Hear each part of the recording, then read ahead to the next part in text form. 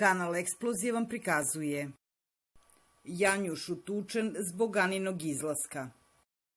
Maja prekinula tišinu.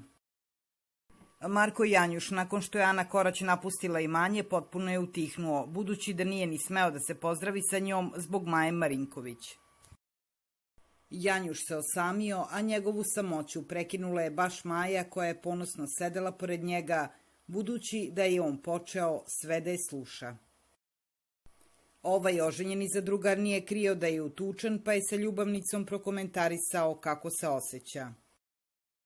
Smorio sam se za ovaj kraj, prokomentarisao je Janjuš.